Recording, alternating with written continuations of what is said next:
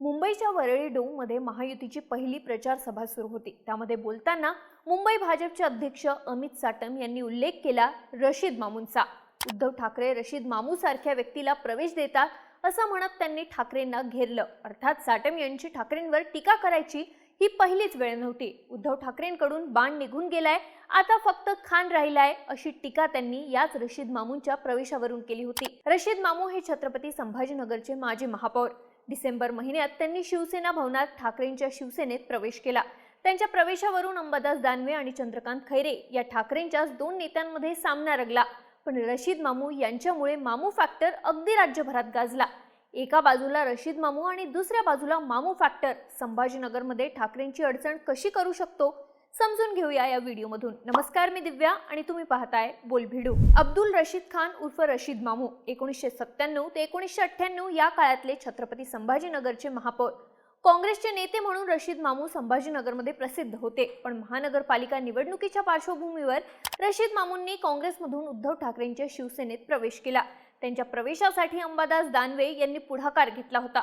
पण त्यांच्या प्रवेशामुळे ठाकरे गटातच विभागणी झाली, कारण माजी खासदार चंद्रकांत खैरे यांनी यावरून अंबादास दानवेंवर टीका केलीच। पण एका कार्यक्रमानंतर स्टेजच्या खाली रशीद मामू यांनी चंद्रकांत खैरेंची गळाभेट घेण्याचा प्रयत्न केला। तेव्हा ही गळाभेट नाकारत गळाभेट घेत असला तरी तिकीट मिळणार नाही, माझा तुला विरोध आहे असं म्हणत खैरे आक्रमक झाले होते। खैरेंनी सुरुवातीपासून रशीद मामूंना प्रवेश मिळू देणार नाही अशी भूमिका घेतली होती, तरीही दानवेंनी त्यांचा प्रवेश घडवून आणला। यामुळे साहजिकच ऐन निवडणुकीत संभाजीनगरमध्ये पुन्हा दानवे विरुद्ध खैरे हा संघर्ष उभा राहिलाय। खैरेंचा रशीद मामूंना विरोध आहे, कारण दंगलीत सहभाग घेतल्याचा, शिवसैनिकांवर दगडफेक केल्याचा आरोप। चंद्रकांत खैरेंनी आरोप केला की 16 जानेवारी 1986 ला आम्ही संभाजीनगरमध्ये समान नागरिक कायदा लागू करावा यासाठी मोर्चा काढला होता। या मोर्चात हजारो कार्यकर्ते होते। हे लक्षात आल्यानंतर मोर्चावर दगडफेक करायला लावण्यात रशीद मामूचा हात होता। ते दगड आम्ही खाल्लेत याची माहिती कदाचित पक्षप्रमुख उद्धव ठाकरे यांच्यापर्यंत दिली गेली नसेल, म्हणून अजाणतेपणी त्यांनी रशीद मामूला प्रवेश दिला असावा। मात्र त्यांना उमेदवारी मिळू देणार नाही, त्यांना तिकीट मिळणार नाही। तसं झालं तर बघा मी काय करतो। एवढंच नाही तर भाजपनेही पाकिस्तान जिंदाबाद म्हणत हिंदूंची घरं जाळणारा उबाटा गटाचा रशीद मामू असं म्हणत ठाकरेंना घेरलं। त्यात ठाकरेंच्या शिवसेनेनं रशीद मामू यांना उमेदवारी दिली आणि वातावरण आणखी तापलं। आता खैरेंचा विरोध डावलून प्रवेश झाल्यामुळे खैरे दानवे सामना रंगला आणि पक्षांतर्गत गडबाजी उफाळून आली। पण फक्त रशीद मामूंमुळे अडचण होणार आहे का? तर नाही, अडचण त्यापेक्षा मोठी आहे। अडचण रशीद मामूंमुळे चर्चेत आलेल्या मामू फॅक्टरवर होणार आहे। मामू इंग्लिश मधलं स्पेलिंग सांगायचं ठरलं तर MAMU यातला MA फॅक्टर म्हणजे मराठा फॅक्टर। छत्रपती संभाजीनगरमध्ये हा मराठा फॅक्टर कसा महत्त्वाचा आहे हे आधी समजून घेऊ। खान हवा की बाण हवा असा सवाल करत बाळासाहेब ठाकरेंनी छत्रपती संभाजीनगरमध्ये शिवसेना रुजवली। मुंबई ठाण्याच्या बाहेर तेव्हाचा औरंगाबाद हा शिवसेनेचा बालेकिल्ला बनला। संभाजीनगरमधली मराठा मतं बाळासाहेबांनी हिंदुत्वाच्या मुद्द्यावर सेनेकडे वळवली। पण ही मराठा मतं शिवसेनेतल्या फुटीनंतर ठाकरेंच्या मागे उभी राहिली का? तर उत्तर आहे नाही। लोकसभा निवडणुकीत मराठा आरक्षणाच्या मुद्द्यावरून मराठा समाजात महायुतीबद्दल नाराजी होती। तेव्हा सगळ्या मराठवाड्यामधून महायुतीचा एकच उमेदवार निवडून आला, छत्रपती संभाजीनगरमधून शिंदेच्या शिवसेनेचे संदीपान भुमरे। भुमरे हे जातीने मराठा। त्यांनी छत्रपती संभाजीनगरमध्ये 4,76,000 मतं घेतली। 1,34,000च्या फरकाने बाजी मारली। मराठा मतदान एक गठ्ठा भुमरे यांच्या पाठीमागे उभं राहिलं। महत्त्वाची गोष्ट म्हणजे कन्नडचे माजी आमदार हर्षवर्धन जाधव हे अपक्ष उभे राहिले होते। जाधव सुद्धा मराठा समाजाचे। ट्रॅक्टर चिन्हावर निवडणूक लढवत त्यांनी 39,000 मतदान घेतलं होतं। हा मराठा मतदानाचा फॅक्टर ठाकरेंचे उमेदवार असलेल्या खैरेंना प्रचंड डॅमेज करणारा ठरला होता, कारण महायुतीबद्दल नाराजी असून सुद्धा संभाजीनगरमध्ये मराठा मतं ही शिंदेच्या शिवसेनेकडे एक गठ्ठा गेली होती। विधानसभेत सुद्धा ही मतं शिंदेच्या शिवसेनेच्या पाठीमागेच उभी राहताना दिसली, कारण ठाकरेंना एकही जागा निवडून आणता आली नाही।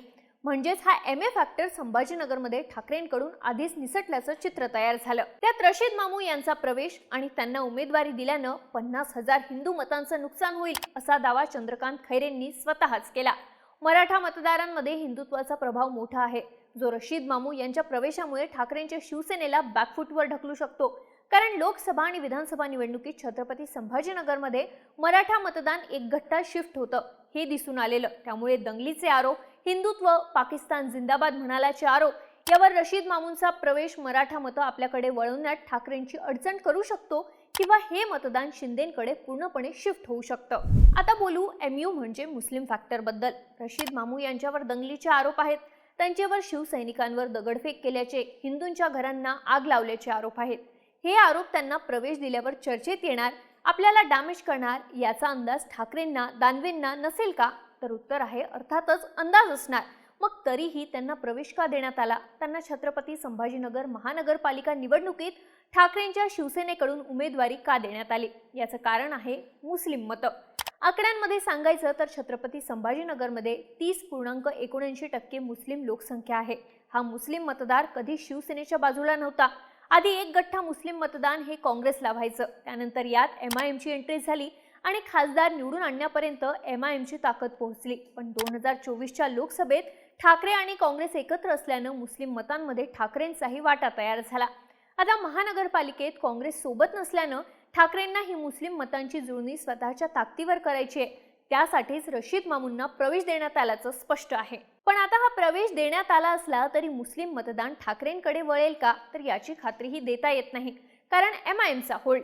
2024च्या लोकसभेत MIMने दुसऱ्या क्रमांकाची मतं घेत 26.22% वोट शेअर घेतला होता, जो 2019च्या लोकसभा निवडणुकीत 32.47% होता. साहजिकच MIM संभाजीनगरमध्ये आपली ताकद राखून आहे. यंदाच्या महानगरपालिका निवडणुकीत सुद्धा MIMने चांगला जोर लावलाय. असुद्दीन ओवेसी 3 जानेवारी ते 13 जानेवारी असे 10 दिवस महाराष्ट्रात तळ ठोकून आहेत. त्यांची संभाजीनगरला सभा होणार आहे. एवढंच नाही तर त्यांचे बंधू अकबरुद्दीन ओवेसी सुद्धा संभाजीनगरमध्ये सभा घेणार आहेत. ओवेसी बंधू संभाजीनगरमध्ये एवढी ताकद लावण्याचं कारण म्हणजे मागच्या महानगरपालिका निवडणुकीत MIMचे 25 नगरसेवक निवडून आले होते. MIMने शिवसेनेनंतर दुसऱ्या क्रमांकाच्या जागा मिळवल्या होत्या. आताही MIM 115 पैकी 60 ते 70 जागा लढवणार आहे.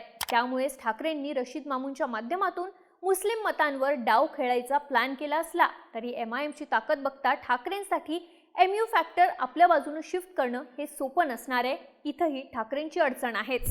थोडक्यात काय तर रशीद मामूंना पक्षात घेतल्यामुळे दानवे विरुद्ध खैरे हा संघर्ष उभा राहिला. अंबादास दानवे स्वतः रशीद मामूंच्या प्रचारात ऍक्टिव्ह आहेत, पण खैरे आणि त्यांचा गट काहीसा अलिप्त असल्याची चर्चा आहे. त्यातही रशीद मामू यांच्या प्रवेशामुळे जुन्या शिवसैनिकांमध्ये नाराजी सुद्धा वाढली आहे. म्हणजेच रशीद मामू यांना घेऊन ठाकरे अडचणीत आलेत. त्यातही मू या दोन्ही फॅक्टरवर ठाकरे बॅकफुटलाच जाताना दिसत आहे. कारण मराठा मतं शिंदेच्या शिवसेनेकडे एक गठ्ठा गेली आहे, तर मुस्लिम मतांमध्ये MIMचा जोर आहे. हे दोन्ही फॅक्टर आपल्याकडे वळवून घेताना रशीद मामूंमुळे ठाकरेंचा फायदा होताना दिसत नाहीये. त्यामुळेच रशीद मामू प्लस मामू संभाजीनगरमध्ये गेम फिरवणार आहेत. त्यातही भाजप आणि शिंदेची शिवसेना वेगळी लढत असल्यानं या गेममध्ये प्लस जाण्याचा चान्स कुणाला असेल तर ती MIM आहे. तुम्हाला काय वाटतं? रशीद मामूंना पक्षात घेऊन ठाकरे फसलेत का? तुमची मतं आणि प्रतिक्रिया कमेंट बॉक्समध्ये नक्की सांगा. आणि माहितीपूर्ण व्हिडिओज, इलेक्शन बद्दलचे अपडेट्स पाहण्यासाठी बोलभिडूच्या YouTube चॅनलला सबस्क्राईब करायला विसरू नका.